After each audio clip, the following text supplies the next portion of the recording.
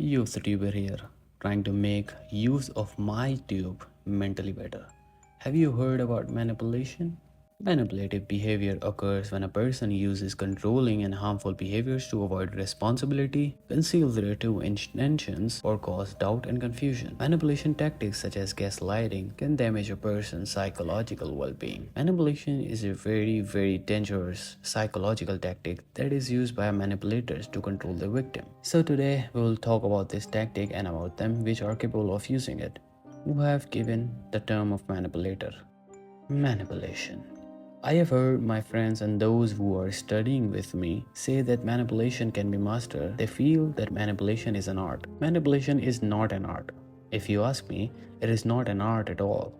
It is a natural ability of the mind that a person understands based on their circumstances. So if you are thinking that you can master this psychological problem, then according to me, it is not possible. The 48 laws of power is a good example of this. People often turn to the 48 laws of power to learn about manipulation. Today, I will also try to summarize the book. Firstly, to properly understand manipulation, it is crucial to recognize that it is a psychological issue. Manipulators don't often realize how they are imposing their thoughts to others or getting them to do what they want. To them, it simply feels like a part of their normal behavior.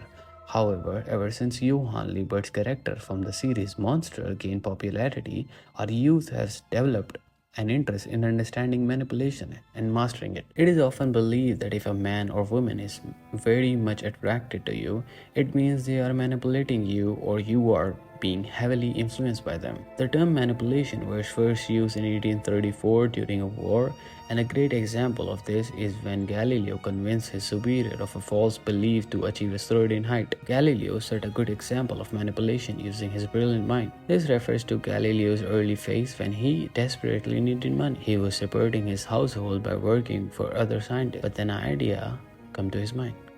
He went to a scientist and presented an invention, giving all the credit and recognition to that particular scientist. The scientist was very happy because he was gaining a lot without having to do anything. He thought to himself that there was no one greater than him.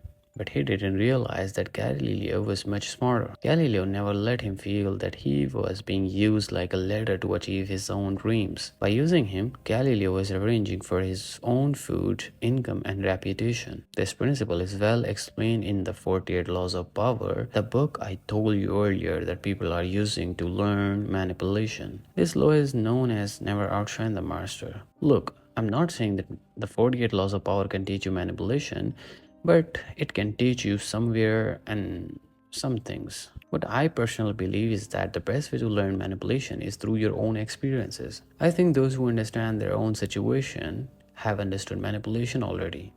I will try to summarize Johann Liebert, a character that many of you might not have been able to do. He was a very dangerous character who manipulated his victim by making them mentally ill. Johann always looked into his victim's past and brought that past back to the present in front of them to make them mentally ill. When his victim becomes mentally disabled, Johann Liebert uses them very effectively for his own benefit. I'll try to explain what Johann wants to convey throughout the entire series with a very impactful quote of his. This line, which Johann said to the Dr. Tanma in one of the episodes of the series Monster, is like that: for you, all lives are created equal. That's why I came back to life. But you have finally come to realize it now, haven't you? Only one thing is equal for all, and that is death. If we try to summarize this, you can understand from reading it that Johann is trying to manipulate Dr. Tenma by creating worse conditions. He wants Dr. Tenma to believe what he believes. He makes every effort to prove this to him so that he can validate his perspective. Throughout the entire series, he studied a lot of people and effectively used their past against them.